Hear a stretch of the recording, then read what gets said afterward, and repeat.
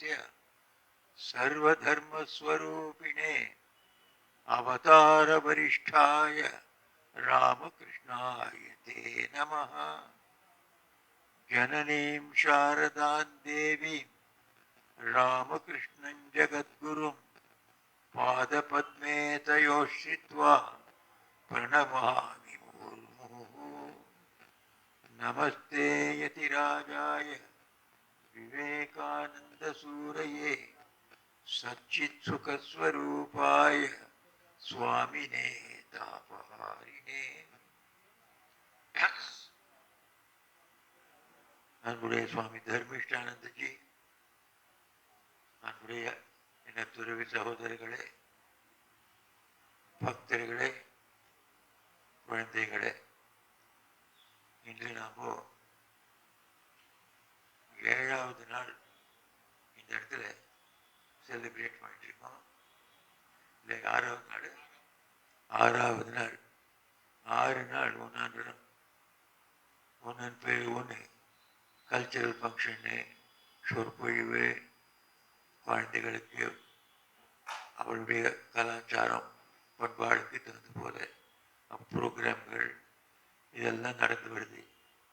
இது எதுக்காக நடந்து வருது? இந்த விவேகானந்த நவராத்திரிக்காக. இந்த விவேகானந்த நவராத்திரி நான் இந்த இடத்துல இன்னொரு சொற்பொழிவு சொல்லியிருந்தேன். இதை நாம் புதுசாக கொடுத்த பேர் கிடையாது. 1897 விவேகானந்த சுவாமி இங்கே வந்தப்போ எல்லா பத்திரிகைகளும் அவரை பற்றி எழுதிட்டு, சென்னையில் அவருக்கு கிடைச்ச ஒரு வரவேற்பு, அந்த மாதிரி வைபவமான வரவேற்பு யாருக்கும் கிடைச்சது கிடையாது. பொலிட்டிக்கல் லீடர் ஆகட்டும், பெரிய ராஜகீய வேற அந்த லீடர்ஸ் ஆகட்டும், யாருக்குமே கிடைச்சது கிடையாது.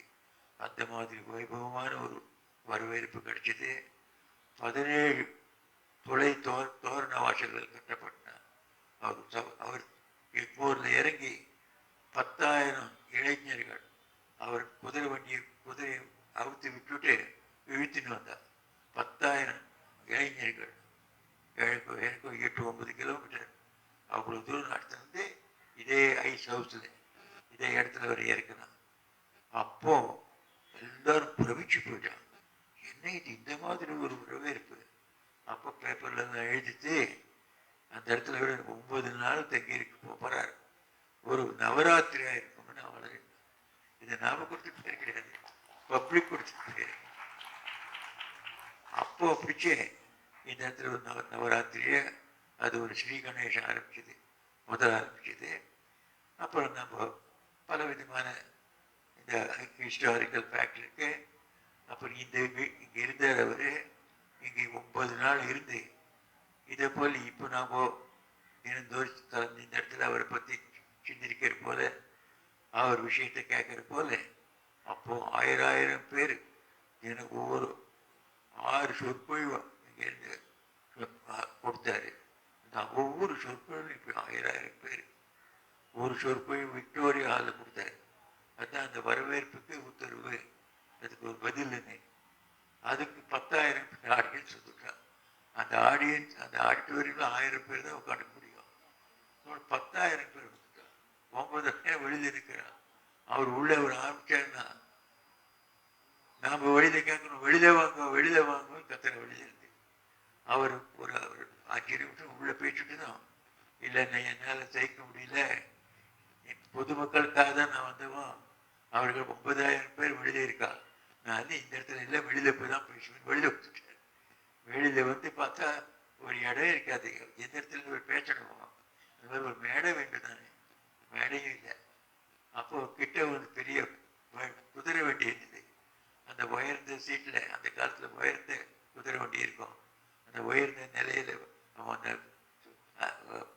குதிரை ஓட்டமாக உட்காந்துப்பான். அந்த சீட்டில் உட்காந்துட்டேன். அது காலி இருந்தது. அங்கே உட்காந்து சொன்னார், பகவத்கீதா உபதேசம் பண்ணார் ஸ்ரீகிருஷ்ணர். இப்படி தான் குதிரை வண்டியில் தான் உட்காந்து பண்ணார். நான் அப்படியே தான் உபதேசம் பண்ணேன். பகவத்கீதை எப்படி இந்த உலகத்தை உத்தமமான, எல்லாத்துக்கும் காட்டிலும் உத்தமமான மற்றும் ரொம்ப எளிதான தர்ம சாஸ்திரம் ஏற்றுக்கொள்ளப்பட்டிருக்கிறதோ, பகவத்கீதையை போல பைபிளில் விட்டு எந்த ஒரு புத்தகமோ தார்மீக புத்தகம் கிடையாது உலகத்தில் இன்றைக்கும். அது எப்படி இருந்ததோ அப்படி இன்னைக்கு விவேகானந்தருடைய சொற்பொழிவுகள், அவர் வாழ்க்கை வரலாறு உலகமெல்லாம் படிக்கிறது. அவர் சொன்ன யோகம் இப்போ உலகத்தில் 240 கண்ட்ரிஸ் அவர் சொன்ன யோகத்தை பிராக்டிஸ் பண்ணிட்டு இருக்குது. எங்கே பார்த்தாலும் நம்ம பாரத நாட்டு என்ன, வெளி நாட்டு என்ன, விவேகானந்தர் என்ன நமக்கு சொல்லி கொடுத்தாரு. அந்த சிகாகோ சொற்பொழிவு உங்களுக்கெல்லாம் தெரியும். 1893 அவர் சிகாகோவில் போய் செப்டம்பர் 11, 1893 சிகாகோ நகரில் அந்த பேர் சர்வ தர்ம சம்மேளனம் நடந்தது. சர்வ தர்ம அந்த சபையில் அவர் எல்லா மதங்களும் சமமானது, எல்லா சமமும் சமரசமாக வாழணும். ஒருத்தர் கூட ஒருத்தர் சங்கர் போடுறது காரணமே கிடையாது. ஒரு பகவானுக்கு பல பேர் உள்ள கொண்டு நீங்கள் ஒரு மதமும் ஒவ்வொரு பேரில் கூப்பிடுறது. அல்லான்னோ இல்லை ஜீசஸ்னோ இல்லை பகவானோ யெகோவானோ கிருஷ்ணனோ ராமரோ சிவனோ ஒரு நம்ம கூப்பிடுறோம். ஆனால் நம்ம கூப்பிட்டு பேர்கள் வெவ்வேறையானாலும் இறைவன் ஒன்றே தான். யார் பக்தனாலும், ஜீசஸ் பக்தனாலும், புத்தர் பக்தனாலும், முகமது பக்தனாலும், சிவன் ராமன் பக்தனாலும், எல்லா பக்தர்களும் பக்தர்கள் தான். அதனால பக்தர்களுக்கு ஜாதி இல்லை. பக்தர்கள். ஏன்னா ஒரு பகவானுடைய குழந்தைகள், ஒரு அப்பா அம்மா குழந்தைகளுக்கு வெவ்வேறு ஜாதி இருக்காது. இந்த காலத்தில் பண்ணிட்டு இருக்கா. நான் இந்த ஜாதி அந்த ஜாதி இல்லை நிற்காது, போயிடும். அவன் மனசில் பார்த்தான்னா இவ்வளோதான் என் தங்கை, இவ்வளோதான் அக்கா சொல்லுவான். அவன் வேற ஜாத்தின்னு என்ன சேர்ப்போம், வேற ஜாதி பேருக்கு தான். ஜாதி வேற ஆக முடியாது. பக்தர்களுக்கு ஜாதி கிடையாது. ஆகவே நம்ம உலகமெல்லாம் ஒன்றாக்க வேண்டும்னா இந்த மாதிரி நமக்கு இறைவனை பற்றி நமக்கு ஒரு பரந்த எண்ணம் வேண்டும். இறைவன் குரு நான் சொல்ற போல ஒரு தர்மம் சொல்ற போல மாத்திரம் கிடையாது. ஒவ்வொரு தர்மம் ஒவ்வொரு நோக்கத்தில் பார்க்கறது. இப்போ ஒரே உதாரணம் அவர் குருதேவர் கொடுத்தார். ஸ்ரீராமகிருஷ்ணர் ஒரே ஆள் இருக்கார். அவர் வீட்டில் சமையல் செய்கிறாருன்னு அவருக்கு நம்ம குக்குன்னு கூப்பிடுவோம். சமையல் செய்வார் அப்படின்னு கூப்பிடுவோம். அதே ஆள் போய் கோவிலில் போய் பூஜை பண்ணுவார். அப்போ இவன் பூஜாரி இவன். அப்புறம் அதே ஆள் அவன் வீட்டுக்கு போனோம்னா ஒருத்தனுக்கு அப்பாவான், இன்னொருத்தனுக்கு சித்தப்பாகுவான், இன்னொருத்தர் மாமான்னு கூப்பிடுவான். இது ஒரே ஆள் தான். இவ்வளோ பேராக அந்த ஒரே ஆளுக்கு எப்படி நம்ம பார்க்குறோமோ அப்படி அந்த இறைவன் இருக்கான். அது நாம் எப்படி பார்க்குறோமோ அப்படி. இந்த சமையலில் இருக்கவா நம்ம சமையல் பிராமணன்னு கூப்பிடுவாங்க. எவன் வெளியில் போனோம்னா வந்து பூஜாரி நான் ஒரு கோவிலில் பார்த்துருக்கேன். என்னவா யார் எப்படி பார்த்துருக்காளோ அப்படிதான். இந்த இடத்துல நீங்கள் ஒன்று பார்க்கலாம். ஒரு சிலை இருக்குது. இந்த சிலையில் குருடர்கள் போய் யானையை பார்க்குறான். 4 பேர் போய் குருடர்கள் தடவி பார்க்குறான். அவன் என் முகத்தும் அவன் சொல்லி எப்படி இருக்குது எப்படி பார்த்துக்கலாம். முதல் பார்த்துப்பான். அவன் அது வாழை பிடிச்சி பார்த்துருக்கான். அவன் சொல்றது கயிறு போல இருக்குதுன்னா, யானை கயிறு போல இருக்குது. அவன் பார்த்தது அப்படிதான். அவன் கண்ணீர் அவன் தெரிஞ்சது ஒன்று. அதுபோல் இடத்து போய் அவன் காதை பிடிச்சி பார்த்தான். இப்படி பேசான். அவன் தூண்டு போல இருக்குதுன்னா. அப்புறம் காதை பிடிச்சி பார்த்தான். இன்னொருத்தம் அவன் சேர்ந்து முரத்து போல இருக்குதுன்னா. யார் எப்படி பார்த்தாலும் சொன்னான். அந்த யானை அவர் சொன்னது தான் உண்மைதான். ஆனால் ஒரு பார்ஷியல், ஒரு பட்சம் தான் சொன்னான். இது முழுதான யானையை யாருக்கும் தெரியாது. இது ஒரு பெரிய சத்தியம், எவ்வளோ பெரிய உண்மை இது. இதே ஸ்ரீராமகிருஷ்ணன் சொல்லி கொடுத்துருந்தார். அந்த உண்மையை போய் எடுத்து அந்த உலகத்துக்கு முன்னால் வச்ச உடனே அவனுக்கு என்ன ஒரு சந்தோஷமாச்சு. அவர் பற்றி எந்தெந்த ஃபிலிம்கள் வந்திருக்குதோ, டாக்குமெண்ட்ரி, அது போல் ஃபீச்சர் ஃபிலிம் கூட நிறையா வந்திருக்கு விவேகானந்தர் பற்றி. எதில் பார்த்தாலும் அந்த சிகாகோவில் அவருக்கு சொற்பொழிவு வாற்றத்தை காட்டினாலும்னா 7000 பேர் கைத்தட்டத்தை காட்டுவாங்க. பார்த்தோன்னு எப்படி நம்ம சிலிக்கும். ஒரு மனுஷன் அப்படி நின்று இப்படி 7000 பேர் உலகத்தில் எங்கெங்கேருந்து வந்திருக்காங்க. அவர் கேட்ட உடனே நீங்கள்லாம் என்னுடைய சகோதரர்கள், நம்மளாம் எல்லாரும் இந்த உலகமே சகோதரிகள் தான். நாமெல்லாம் பகவானுடைய குழந்தை. அப்போ நாம் இந்த நெறிகள்லாம் நாம் போகிறது கிறிஸ்தவம், பௌத்தம், ஜெயினம், இந்து, முசல்மான் சொல்கிறோமே, இதெல்லாம் நெறி தான். நமக்கு லட்சியமானது பகவான் தான். நாம் எல்லாம் நம்ம ஒருத்தரோட கலந்து கொண்டு நாம் வேலை செய்யணும்னா உலகத்தில் பல விதமான நன்மை உண்டாகும். இதை பற்றி எடுத்து சொன்னார். அப்புறம் எல்லாரும் அவர் எப்படி பாராட்டினா, சுவாமி இங்கே வந்தவன் எல்லாரும் அவாவா தர்மத்தை பற்றி பேசினான். இங்க ஒருத்தர் தான் எல்லாரும் தர்மத்தையும் பற்றி பேசினார். அவர் என்ன சொன்னாரு, நான் பேசல, என் தர்மமே அப்படிதான். இது என் தர்மமே அப்படிதான், எல்லா தர்மத்தையும் ஏத்துக்கிறது. அதுக்கு உதாரணமா சொல்றாரு, என் தர்மத்தில் நாம இப்படி ஒரு 10,000 வருஷமா நம்ம தர்மத்தை செயல்முறையில நாம நடத்தணும். இந்தியாவில் போனாங்களா நீங்க தர்மத்தை விரும்பல ஒரு கோயிலை கேட்டு விட்டு தான் மறந்துவிட மாட்டான். வாழ்க்கையில வாழ்வா, வாழ்க்கையில் தர்மத்தில் சொல்றது நீ சத்தியமா இருக்கா, உண்மை சொல்றா, உண்மையோட இருக்கா சொல்றது. ஏறக்குறைய எல்லாருமே கையிலானவரெல்லாம் உண்மையாக இருக்கிறதுக்கு பிரயத்தனம் செஞ்சுட்டு இருக்கா, முயற்சி செஞ்சுட்டு இருக்கா. இந்த ஆச்சரியத்தை நம்ம பார்க்கணும்.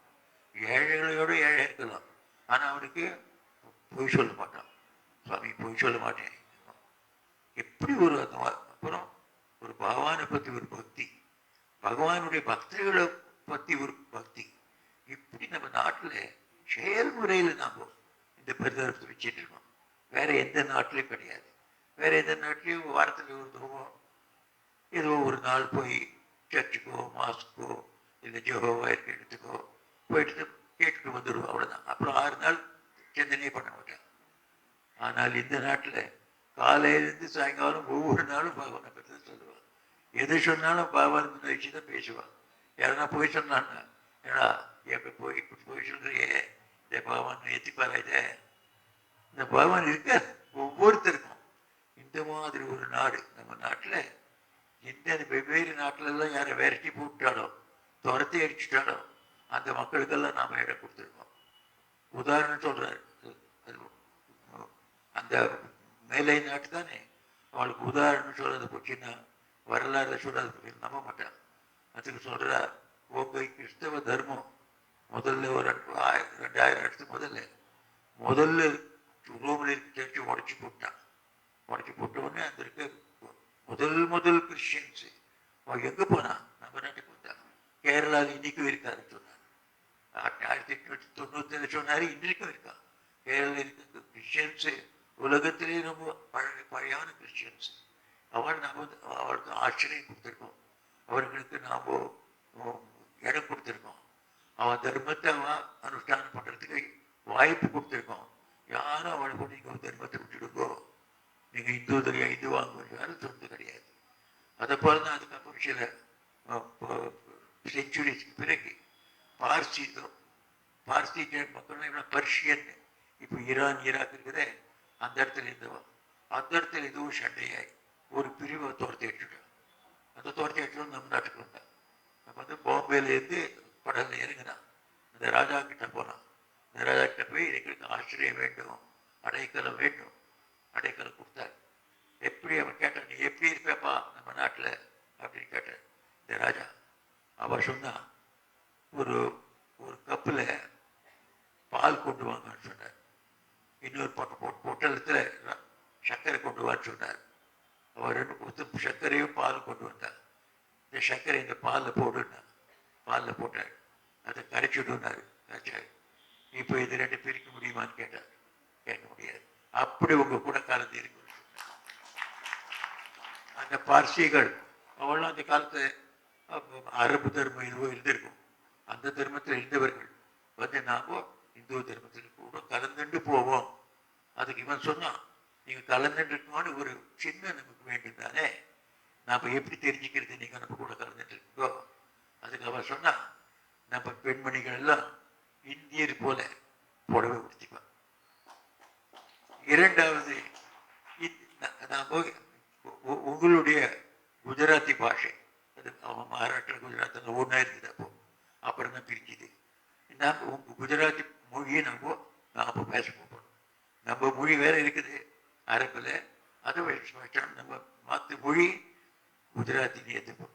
இது ரெண்டு நம்ம பார்த்தோங்கன்னா நம்ம வெளியில் வந்திருக்கலாம். ஆனால் உங்கள் பெண்மணிகள்லாம் உங்களை போட போயிட்டுப்பா இன்றைக்கு பார்சிக்கா அவள் தான் இவ்வளோ ஒரு வெஸ்டர்னே இருக்கு புடவை பற்றிப்பா குஜராத்தி பேசுவான். இப்படி சுவாமி விவேகானந்தர் உதாரணம் கொடுத்தாரு ரெண்டு. இந்த மாதிரி தர்மம் நம்முடையது. எதுக்காக? ஏன்னா நம்ம வேதத்தில் சொல்லிருக்குது ஏகம் சத் விப்ரா பகுதா வதந்தி. 10,000 ஆண்டுகளுக்கு முதல்ல நம்ம வேதத்தில் சொல்லிருக்குது ஒரே பகவான் தான். அவனே பரமாத்மா பல பெயர்களால் கூப்பிடுறான். அவ்வளவுதான். எல்லாம் என்னுடைய தர்மம், நான் அவன் அல்லான்னு கூப்பிடுறேன். என்னுடைய தர்மம் இதே அவன் ஜீசஸ்ன்னு கூப்பிடுறேன். என்னுடைய இதே நான் புத்தனை கூப்பிடுறேன். என்னுடைய தர்மம் இதே நான் சிவன் கூப்பிடுறேன். எல்லாம் பேர் பேரை கூப்பிடுறான். ஆனா அந்த பகவான் ஒருத்தன் தான். இந்த 10,000 ஆண்டுகளுக்கு முதல் நம்ம வேதம் சொல்லிட்டு அப்போ நம்ம நாட்டு மக்கள் இதே செயல்முறையில் நடந்து வந்துட்டு இருக்கான். அவர் ரத்தத்திலேயே இருக்குது. யாரையும் கட்டப்படுத்தக்கூடாது. வெளிவாயாரு உள்வாயாரு எல்லாரும் பகவானுடைய குழந்தைகள். நாம் சொல்றோமே அதை செயல்முறையில காட்டின நாடு என்னுடைய நாடு அப்படின்னு சொன்னார். அதை கேட்டு எல்லாம் அப்படியே சிலிர்ந்து போயிட்டார். இந்த மாதிரி ஒரு மனுஷன் அப்போ என்ன ஆச்சு? இதனால ஒரு பெரிய ஒரு புரட்சி ஆயிடுச்சு. அந்த அந்த அங்க இருக்க அறிஞர்களிடையே ஒரு புரட்சி உண்டாயிடுச்சு. அவர் திங்கிற ஒரு புரட்சி வந்துடுச்சு. அது என்னவாச்சு? ஒரு அறிவாளி இன்னொரு அறிவாளிக்கு சொல்றான் அந்த மீட்டிங்கில், இதெல்லாம் ரெக்கார்ட் ஆயிருக்குது. அவன் சொல்றான் இந்த மாதிரி ஒரு பெரிய அறிவாளி பெரிய ஞானி எல்லாம் உலகமெல்லாம் ஒன்று சொல்லி எல்லா தர்மமெல்லாம் ஒன்று சொல்லி செயல்முறையில் அந்த பெரிய அந்த நாடு முழுக்கவும் இது செயல்முறையில் கொண்டு வந்துட்டு இருக்கா. இந்த ஒரு தத்துவத்தை இந்த நாட்டுக்கு நம்ம மிஷினரியில் அனுப்புறதா இல்லை அவளா நம்மளுக்கு மிஷினரி அனுப்புறதான்னு கேட்டான். அப்போ 1897 93 இதுதான் போச்சு. விவேகானந்தர் உலகமெல்லாம் இந்த இந்தியாவில் ஒரு ஒன்றுமே கிடையாது, இது இருட்டு நிறைந்த நாடு, இங்கே மேஜிஷியன்ஸ் தான் இருக்கா, இந்த எங்கே பார்த்தாலும் பாம்பும் வேற பிராணிகளும் நிறைந்திருக்குது, அநாகரிகமான இடம், இப்படியெல்லாம் பிரச்சாரம் பண்ணிட்டு இருந்தா. அந்த காலத்தில் ஒருத்தர் போய் இந்த உதாரணத்தை கொடுத்து அவர் வாழ்க்கையிலையும் அவர் பேச்சினாலையும் அவர் சரித்திரத்தினாலையும் ஜனங்களுக்கெல்லாம் ஒரு புதிய ஒரு செய்தி கொடுத்துட்டாரு. உலகமெல்லாம் ஒன்றாக வேண்டும்னா அது அந்த இடத்துல ஒரு 11 நாள் நடந்தது. அந்த 1911 26 வருஷம் 15 நாள் அந்த சிகாகோ சபை, அந்த கடைசி சபையில் பேசுறாரு. இவ்வளவுதான் நான் பேட்டிருக்கோ, நான் சொல்லியிருக்கேன், இந்த பகவானை பற்றி நமக்கு வேறு பேர் வச்சுக்கோ, ஒரே பகவான் தான், நம்ம எல்லாரும் குழந்தைகள், நம்மெல்லாம் இந்த உலகம் அன்போடு இருக்கணும், அன்போடு இருக்கணும். நமக்கு இந்த சமய சமரசம் வேண்டும், ஹார்மனி ஆஃப் ரிலிஜன்ஸ் வேண்டும். இதை எல்லாரும் இப்போ ஏற்றுண்டு தான் ஆகணும். ஏன்னா இப்போ இருக்க டெக்னாலஜியும் சயின்ஸும் அப்படி முன்னேறி போயிடுச்சு. நம்ம எல்லாரும் ஒருத்தர் கூட ஒருத்தர் சேர்ந்துட்டு இருக்கோம். சேர்ந்துட்டு இருக்கப்போ நமக்கு ஒருத்தரை பற்றி ஒருத்தர் பற்றி ஒரு அன்பு இல்லாத போயிடுச்சுன்னா சண்டை தான் காலமுறை ஆகும். ஒரு வீட்டில் இருக்க எல்லாரும் ஒரு விதமான சிந்தனை செயல் என்னவாகும்? காலையெல்லாம் சண்டை. ஒரு கூரை கீழே வெளியே போக முடியாது, ஒருத்தருக்கு ஒத்துட்டு வர முடியாது. அப்போ என்ன, அங்கே இருந்துட்டு சண்டை போடுவோம். அதை போல இந்த உலகமெல்லாம் சண்டை போட்டுட்டே தான் இருக்கும். இந்த சண்டை போட்டு தான் முன்னேறுவது முடிய முடியாது. ஆகவே உலகம் முன்னேற வேண்டும் என்றால் நம்ம எல்லாரும் கலந்து இருக்கணும்னால் நமக்கு இந்த ஹார்மோனியம் ரிலிஜன் வேண்டும். யார் வேணான்னு சொல்றாலும் அவ்வாறும் வேண்டும் சொல்லியே தான் ஆகணும், வேற வழியில். ஏன்னா அந்த பொதுமக்கள் இப்போ அதை கேட்பான், அவன் எல்லாம் ஏற்றிட்டு இருக்க, நீ ஏற்றுக்கலன்னு சொல்லுவான். இதுதான் இந்த யுகத்தினுடைய தர்மம், இதுதான் என் குருமாய் போதித்தார். அப்படி நம்ம நாட்டினுடைய பெருமையை எடுத்து சொன்னார். அந்த பெருமையை எடுத்து சொல்றப்போ இப்படி ஒரு சக்தி இருந்தவருக்குள்ள அதை கேட்டவாள் அப்படி பிரமிச்சு போயிட்டார். அப்போ ஒரு பெரிய டிப்ரெஷன் அமெரிக்காவில். அந்த டிப்ரெஷன் ஸ்டேட்ல எல்லாரும் பாவம் கட்டப்பட்டு தவிச்சிட்டு இருக்காங்க. நாளைக்கு என்ன நடக்குது, பேங்க் அக்கௌண்ட் எல்லாம் ஃபெயில் ஆகிடுது, பணம் காசு கிடையாது, பெரிய பெரிய லட்சப்பட்டி கோட்டிகள் தான் தெருவில் வந்து போல நிலை. அந்த நிலையில ஒரு மனைவியும் கணவன் சொல்லிக்கிறார், அவர் லெக்சரை கேட்ட உடனே அவர் லெக்சரில் சொல்கிறாரு, நீங்கள் நல்ல வாழ்க்கையை வாழுங்கள், உண்மையோடு வாழுங்கள், புனிதமான வாழ்க்கை. எல்லா மக்களையும் நம்மளோட அண்ணன் தம்பிகள் அக்கா தங்கள் நினைச்சு ஒரு குடும்பத்தில் எப்படி இருக்கிறாளோ அப்படி அன்போடு இருங்க இந்த உலகத்தில். மற்றும் அந்நியருக்காக கொஞ்சம் நன்மை செய்யுங்கள். அப்புறம் பகவான்ல நம்பிக்கை வச்சுங்கள். அவர் இருக்காரு, அவர் இருக்காரு. நான் போய் உத்தாரணம் ஒருத்தர் இருக்க போல, நான் பேசுகிற போல, நீங்கள் கேட்குற போல உண்மை பகவான் இருக்கார். ஒரு நம்ம எல்லாருக்குமே தந்தை தாய். அவர் ஜட்ஜு கிடையாது. நம்மளுக்குள்ள இருக்க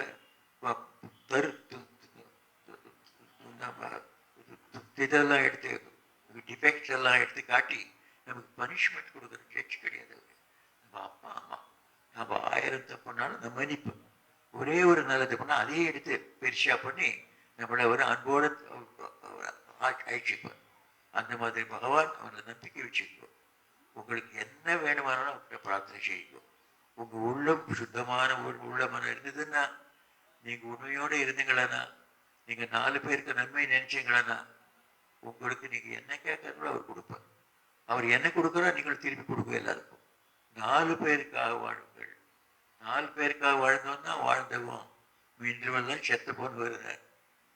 அப்படி ஒரு அற்புதமான லட்சியம் கொடுத்தார். அதை கேட்ட உடனே அந்த மாதிரி டிப்ரெஷன் அது ஒன்று அவருக்கு அந்த மனசு ரொம்ப தெளிவு வந்துடுது. அப்போ அவர் சொல்றாரு, இந்த மனுஷன் சொல்றதை பார்த்தா நம்ம போனது பணம் மாத்திரம் தானே, நம்ம கேரக்டர் இருக்குது, நம்மக்கிட்ட பகவான் இருக்காரு, நமக்கு அந்த நம்பிக்கை இருக்குது, நம்ம எதுக்காக பயப்படணும்? எல்லாருக்கும் ஒரு விதமான உற்சாகம் அவர் தான் காட்டி கொடுத்தார். மனிதனுடைய வாழ்க்கைக்கு லட்சியமானது பணமும் இல்லை, காசு இல்லை, பேர் இல்லை, புகழ் இல்லை. பகவானை பார்க்கணும்.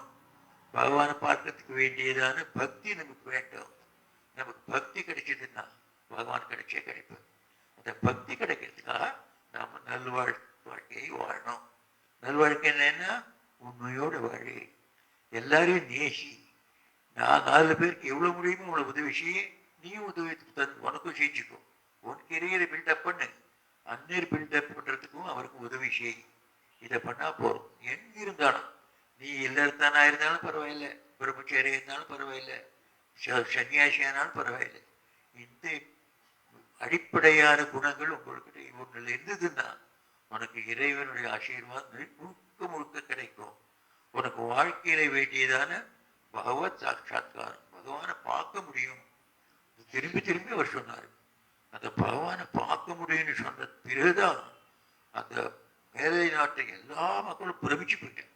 எந்த தர்மமும் நம்ம தர்மத்தை விட்டு, சனாதன தர்மத்தை, இந்து தர்மத்தை விட்டு பகவானை பார்க்க முடியும், அவரை பார்க்கறது தான் அந்த வாழ்க்கையோட உத்தேசம். எதுவும் சொன்னது கிடையாது. நம்ம தர்மம் தான் சொல்றேன். இதை திரும்பி திரும்பி சொல்றேன். நீங்க பார்க்க முடியும், ஒவ்வொருத்தரும் பார்க்க முடியும். ஆண்கள் பார்க்க முடியும், பெண்கள் பார்க்க முடியும், பெரியோர்கள் பார்க்க முடியும், சிறியோரும் பார்க்க முடியும், எந்த வயசா இருந்தாலும் பார்க்க முடியும். வேண்டியது நல் வாழ்க்கை. உங்க வாழ்க்கையிலே சத்தியம் இருக்கணும், உங்க வாழ்க்கையிலே மனித நேசம் இருக்கணும், அது செல்ஃப்லெஸ்னஸ் இருக்கணும், சுயநலமின்மை வேண்டும். அப்புறம் பகவான் நம்பிக்கை வச்சுக்கோ, பிரார்த்தனை செய்யும். அவர் பிரார்த்தனையால உங்களுக்கு எல்லா சக்தியும் கிடைக்கும். உங்களுடைய பிரச்சனைகள் எல்லாம் நீங்க அது தீர்வு கிடைக்கும். அந்நியர்கள பிரச்சனைகளுக்கு நீங்க தீர்வு கொடுக்க முடியும். இப்படி நீங்க முன்னேறியே போக முடியும் செக்குலர் லைஃப்ல மற்றும் ஆன்மீக வாழ்க்கையில. ஆன்மீக வாழ்க்கையிலையும் மற்றும் இந்த உலகிய வாழ்க்கையில இரண்டும் நீங்க முன்னேறி போய் ஆன்மீக வாழ்க்கையில நீங்க இறைவன் காணும்படியான பக்தி அடைவுகள். அந்த பக்தியால பகவானை கூட பார்க்க முடியும். பகவானுக்கு மட்டும் நாம இன்னொன்று சொல்ல வேண்டியதில்லை, உங்களுக்கே அனுபவம் உண்டாகும். பகவான் கூட உங்களுக்கு மனத்திலேயே தோன்றிருப்பார், உங்க கனவுல வருவார், உங்களுக்கு நல்ல நல்ல சிந்தனைகள் கொடுப்பார். சில பேர் எவ்வளோ அந்த சாதாரண பக்தர்கள்லாம் சொல்லிடுறான், சுவாமி எனக்கு தெரிஞ்சு போச்சு, இந்த நான் ஆஸ்பத்திரியில் போயிட்டு இருக்கேன், நான் திரும்பி வர மாட்டேன் அப்படின்னு சொல்லிட்டு ஒரு நம்ம நிறுவனத்தில் வேலை பண்ணிட்டு இருந்த ஒரு டீச்சர் ஹாஸ்பிட்டலில் போய் அட்மிஷன் ஆகிட்டா. ஒரு வாரத்துக்குள்ள அங்கேயே போயிட்டே வர திரும்பி வரல. எப்படி தெரிஞ்சுதான்? சரி, அந்த அம்மாவுக்குள்ளே அந்த மாதிரி ஒரு ஆன்மீகம் இருக்குது, யாருக்கும் தெரியாது. அந்த அம்மாவுடைய வாழ்க்கை எவ்வளோ நல்லது ஒரு வாரத்துக்கு முன்னே தெரிஞ்சுக்கிட்டா. சொல்லிட்டு நான் ஆஸ்பத்திரியில் போயிட்டு இருக்கேன், திரும்பி வர மாட்டேன், தைரியமாக போயிட்டு இன்னொருத்தர் பார்த்தார். இப்படி ஒரு ராமகிருஷ்ண மிஷன் இல்லை, அதுக்காகவே வேலை பண்ணுவார். அவர் வேற ஒரு வாழ்க்கையில் அவர் திருமணம் செஞ்சுக்கல. திருமணம் செஞ்சாலும் காலையிலேருந்து சாயங்காலம் ஓடிட்டு இருப்பார். அவர் கவர்மெண்ட் சர்வீஸில் இருந்தார். அவர் கிட்ட சர்வீஸில் இருக்கிறப்போ அந்த ஆஃபீஸ் விட்டு வெளியில் வந்தாலும் ராமகிருஷ்ண மிஷன் வேலை பண்ணுவார். அப்புறம் கடைசியில் ரிட்டையர் ஆகிட்டாலும் காலையில் சாயங்காலம் மிஷன் வேலை பண்ணுவார். எல்லா சென்டரும் தமிழ்நாட்டில் எவ்வளோ சென்டருங்களோ எல்லாத்துக்கும் அவர் பண்ணியிருந்த கடைசியில் சொன்னார். அவர் கூட ஒரு ஆள்கார் இருந்தான். அந்த ஆள்கார் சொன்ன அந்த ஆள்கார் உதவி செய்வான் அவருக்கு. வாடா, என்னை ஹாஸ்பிட்டலில் அட்மிஷன் பண்ணிட்டு நீ வா, நான் 2-3 நாள் தான் இருப்பேன், யாருக்கும் சொல்லாது. அங்கே தானே அட்மிஷன் வாங்கிட்டேன், திருப்பி வரல, அங்கே போயிட்டேன். என்ன ஒரு தைரியம், என்ன ஒரு நம்பிக்கை. அந்த நம்பிக்கை இப்படி சாதாரண வருமா? பகவான் உள்ளே இருந்தவருக்கு சொல்றாரு, ஒரு பயமும் கிடையாது, நான் இருக்கேன். அதுதான் ஸ்ரீராமகிருஷ்ணனும் விவேகானந்தர் திரும்பி திரும்பி சொல்லலாம். யார் நாம பகவானை நம்பிருக்கோமோ, அவருடைய பேர் எடுத்துக்கிறோமோ, ஜபம் பண்றோமோ, அவரே வந்து நம்மளை கைப்பிடிச்சு ஆட்சிட்டு போகும். நாம இருந்து பார்ப்போம். ஸ்ரீராமகிருஷ்ணன் சொல்றாரு, யார் என் பேர் எடுத்துக்கிறாரோ நானே வந்து அவர்களை கைப்பிடிச்சு ஆட்சிட்டு போறேன். எங்க ஆட்சிட்டு போறேன்? நான் எங்க இருக்கேன், அங்க ஆட்சிட்டு போறேன். நீங்க எங்க இருக்கோ, நீங்க தான் அந்த உலகத்துல இருக்கோ. அந்த உலகத்துல எப்பவுமே ஒரே மாதிரி தான் ஆனந்தம் நிறைஞ்சிருக்கும். அந்த இடத்துல இருட்டுன்றதே கிடையாது, எல்லாமும் ஞானம்தான், எல்லா ஆனந்தம் தான். எல்லாம் அந்த இடத்துல எந்தவாது மாறுபாடும் கிடையாது. தினந்தோறும் ஆனந்த சாகரத்துல கடல்ல மூழ்கி இருப்பாங்க.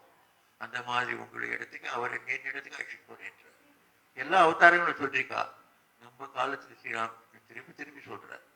அந்த அவருடைய செய்தியை எல்லாருக்கும் சொல்றார். இப்படி நான் ஒரு மனிதர்கிட்ட போனேன், எனக்கும் நம்பிக்கை இருக்கல பகவான்ல. அவர் சொன்னார், பகவானை பார்க்க முடியுண்டா? எப்படி பார்க்கணும்? இந்த உண்மையா நல்ல வாழ்க்கை வாழும் ஒரு பக்கம், இரண்டாவது பிரார்த்தனை செய்யணும். பிரார்த்தனை செய்யறதுக்காக வேண்டிய நம்பிக்கை வேண்டும். நம்பிக்கை நம்பிக்கை நம்பிக்கை. ஸ்ரீராம் சுவாமி விவேகானந்தர் உபதேசத்தில் நீங்க படிச்சுக்கலன்னா, நம்பிக்கை நம்பிக்கை நம்பிக்கை. எதில் நம்பிக்கை? நான் பகவானுடைய குழந்தைன்றதில் நம்பிக்கை, பகவான் என்னுடையவர்ன்றதில் நம்பிக்கை. நான் என்ன கேட்டாலும் அவர் கொடுப்பார், நான் அவர் சொன்ன போல அவர் நடக்கிறேன், இது உள்ள நம்பிக்கை. இதுதான் நமக்கு வேண்டும். விவேகானந்தர்கிட்ட நம்ம வரோம், அதிகமாக நமக்கு தெரிஞ்சுக்க வேண்டியதில்லை. அவர் சொல்றது ஒரு மணிக்கு பேசி கேட்டு பிரயோஜனம் இல்லை. வாழ்க்கையில வாழுங்க. என்ன வாழணும்? இப்படிதான் வாழ்க்கையில உண்மை கொண்டு வாழுங்க. உங்க வாழ்க்கையில 4 பேர் மனித நேசம் இருக்கட்டும். எல்லாரையும் ஒரு அன்போட பாருங்க. நீங்களும் நல்லா வாழுங்கோ, அந்நியர்களுக்கு நல்லாக வாழ்வதற்காக என்ன வேண்டுமோ அதுக்கு உதவி செய்யுங்கோ. என்ன வேண்டும் உதவி செய்யுங்கன்னா, பலவிதமான நற்பணிகள் நம்ம செய்யலாம். ஒவ்வொருத்தருக்கும் ஒவ்வொன்று செய்யலாம். யார்கிட்ட பணம் இருக்குதோ பணம் கொடுத்து உதவி செய்யலாம். யார்கிட்ட பணம் இல்லை, புத்தி இருக்குது, அவன் அது அவருக்கு ஞானம் கொடுத்து சேவை செய்யலாம். அதே போல் இன்னொருக்கிட்ட வேற விதமான பொருள் இருக்கும், அதை கொடுத்து சேவை செய்யலாம். அந்நியர்களுக்கு சேவை செய்த வண்ணம் வாழுங்கள். மற்றும் நீங்கள் பகவானை கூப்பிடுங்கள். அவர் அசைக்க முடியாத நம்பிக்கை வைத்துக் கொள்ளுங்கள். இதுதான் வாழ்க்கைய உத்தேசம். இதனால என்னவாகும்? உங்களுக்கு பகவான்ல பக்தி வரும். பக்தினா அன்பு. நாம இப்படி உலகத்துல அன்போட வாழ்ந்தோம்னா நமக்கு அந்த அன்போடு இருக்கவாறு பார்த்து நினைச்சு ஒரு சந்தோஷப்படுவோம். உங்க குழந்தை குட்டிகள், உங்கள் பேருமாறு நீங்கள் அதை நினைச்சிட்டு கூட உங்க மனசுல ஒரு ஆனந்தம் உண்டாகும். அதை போல பகவான் நம்முடையவர், நான் அவனுடையவர். இதை நினைச்சவங்க இப்படி பூரித்து போயிடுவோம். இப்படி வாழ்க்கையிலேயே உங்களுக்கு ஆனந்தம் பெருகி வரும். அப்புறம் கடைசியில போய் பகவான் போய் சேருவோங்க. இந்த மாதிரி ஒரு அன்பு, இதுதான் பக்தி. அதுக்கு எல்லாருக்கும் அந்த பக்தி உண்டாகும். இந்த பக்தி உண்டாயிடுச்சுன்னா பகவான் கட்சியே கிடைப்பாரு. அது வேற, அவருக்கு வேற வழியே இல்லை. ஸ்ரீராம் கிட்ட ஒரு இடத்துல சொல்றாரு, யாருக்கு பக்தி உண்டோ அவர்கள் பகவான் ஒரு கயர்ல கட்டிட்டு இழுக்கிற போல இருப்பான். ஒரு கயர் கட்டிட்டு ஒரு மனுஷன் இழுத்துனா அது எங்க போவான்? உங்க வீட்டு தான் வருவான். அதை போல பக்தி யாருக்கு உண்டாயிடுதோ அந்த பக்தன் எது சொன்னாலும் பகவான் கேட்டுதான் அவன் இழுக்கிறான் அவரை. அதை போல எல்லாருக்கும் பக்தி கிடைக்கும். பக்தி நம்ம வாழ்க்கையினுடைய லட்சியம். அந்த பக்தியால பகவானுடைய தரிசனமும் சில பேர் கிடைக்கும். இல்லறத்தாருக்கும் கிடைச்சிருக்குது, சன்னியாசிகளுக்கும் கிடைச்சிருக்குது. அது ரொம்ப அதிகமான பக்தி உண்டாகும். ராகா பக்தின்னு சொல்லுவார். இந்த ராகா பக்தியால எல்லாருக்கும் அந்த பகவானை தரிசனம் கிடைச்சிடும். கிடைச்சுட்டேன்னா அது ரொம்ப நிலை. அது கிடைக்காம போனாலும் பக்தி கிடைச்சுட்டுன்னா ஒரு அமைதி. நான் பகவானை சேர்ந்தவன், அவர் எனக்கு சேர்ந்தவர். நான் அவர் கூட என்ன சொன்னாலும் கேட்பேன். நான் சொன்னாலும் கேட்டிருக்காரு. எப்பவுமே நான் சேர்ந்த வேலைக்கு அவர் உதவி செய்திருக்காரு. இதை காட்டி என்ன வேண்டும்? நம்ம பக்தர்களும் இல்லை. இந்த மாதிரி ஒரு உண்மையான ராமகிருஷ்ணர் பக்தர்கள் ஆயிரம் இருக்கா. ஆயிரம். நீங்கள்லாம் கூட இந்த பக்தர்கள் தான். எனக்கு நேரம் உங்கள் பேரு ஊர் தெரியாது, அதனால சொல்லலை. எல்லாரும் யார் யார் பகவான் நம்பிக்கை வச்சுட்டு இருக்கோம், ராமகிருஷ்ணருடைய பக்தர்கள். எல்லாத்த காட்டிலும் ஒரு பெரிய விஷயம் நாம் கவனிக்கிறோம்னா இந்த ஒரு பற்றின்மை. ஸ்ரீராம் திரும்பி திரும்பி சொல்வார், நிஜமான பக்தர்களுக்கு பகவானை பற்றி தான் பற்றி, உலகத்தை பற்றி பற்றி இருக்காது. உலகத்தில் இருக்கிறதெல்லாம் அவர் பகவான் கொடுத்தாங்க இருக்குது. எவ்வளோ நாள் வச்சிருக்காரோ அந்த சொத்து சம்பத்தம் என்கிட்ட இருக்கும். அது போயிடுச்சுனாலும் அது அவர் உள்ளதுனால போயிடும். எப்படி வந்துதான் அப்படி போகும். ஆனால் அவர் மாத்திரம் எப்போவுமே கூட இருப்பார். இப்படி எல்லா பக்தருக்கும் தெரியும். அந்த அந்த கரணத்தில் அவருக்கு உள்ளவர்கள் எல்லாம் உணர்வான். அதனால அவர்களுக்கு ஒரு தைரியம். எதுவும் நமது கிடையாது, அவருக்காக நாம் வச்சுட்டு இருக்கோம். அவர் எப்போ கேட்குறா அவரை கொடுத்துட வேண்டிதான். இப்படி ஒரே ஒரு உதாரணம் சொல்றேன். ஒரு பெரிய ஸ்கூலு கடைசி 42-43 வருஷம் சாதாரண பக்தர்கள், ராமகிருஷ்ணருடைய பக்தர்கள் சேர்ந்து பள்ளிக்கூடத்தை ஆரம்பிச்சிடலாம். அந்த பள்ளிக்கூடம் பிரைமரி ஸ்கூல்லேருந்து வளர்ந்து ஹையர் செகண்டரி ஸ்கூல் கொடுத்து பெஸ்ட் ஸ்கூல் ஆயிடுச்சு அந்த டிஸ்ட்ரிக்டில். எல்லாம் ஏழை பசங்க, பட்டிக்காடு பசங்க, அவர்களுக்கெல்லாம் எஜுகேஷன் கொடுத்து நல்ல எஜுகேஷன் எல்லாத்தையும் ஆல்மோஸ்ட் அதிக ஃபீஸ் கூட வாங்கிக்காம இவ்வளோ எளிதாக படிக்க வைக்கணும். அப்படி படிக்க வச்சு 1000 ஸ்டூடெண்ட் தயார் பண்ணிச்சு. அப்புறம் அந்த ஸ்கூல் நல்ல பேருக்காக பல விதமானவர்கள் கொடுகைகள்லாம் கிடைச்சிது. அவள் ஏற்கனவே கொஞ்ச நாள் சமீபத்திலேயே அவன் அது சொன்னா, சுவாமி நாங்கள்லாம் கிழவர்கள் ஆகிட்டோம், இதெல்லாம் ஆரம்பித்தோம். நம்ம ஒரு இது பெரிய ஒரு சொத்தாக இருக்குது, பெரிய ஒரு ப்ராப்பர்ட்டி ஆகிடுது. இந்த ஸ்கூலு, இந்த அதுக்கு சேர்ந்த வெவ்வேறு ப்ராப்பர்ட்டி, லேண்டு, ஒரு கோயில் கூட கட்டிட்டாவா, இதெல்லாம் சேர்த்திங்கன்னா 40 கோடி ரூபாய் இருக்கும். இதை நாம் போயிட்டோம்னா யார் என்னை பண்ணுவாழ சொல்ல முடியாது. இதெல்லாம் நாம் கட்டப்பட்டிருக்கோம், இதை நீங்கள் எழுதிட்டு வருவோம் அப்படின்னு சொன்னோம். அப்போ நம்ம ஹெட் குவார்ட்டர்ஸு நிச்சயமா நீங்கள் நம்ம பக்தர்கள் பக்தியோடு இது பண்ணிருக்கோம். பகவானுடைய சேவை இது பகவானுக்கு தான் சேர வேண்டியது, நாம் எடுத்துக்கணும்னு சொன்னோம். ஒருத்தரும் அது இருக்க அந்த மேனேஜிங் கமிட்டியில் இவ்வளோ பேர் உங்களை போல தான் அவர் எல்லாம் இல்லைத்தார். ஆனால் நாம் எவ்வளோ சண்டை போகிறோம் சின்ன விஷயத்தை வச்சுட்டு வீட்டில். ஆனால் 40 கோடி ரூபாய் ப்ராப்பர்ட்டியை கொடுத்துட்டோம். மறுநாள்லேருந்து சந்தோஷமா மிஷன் கொடுத்துட்டேன். இது பக்தி, உண்மையான பக்தி.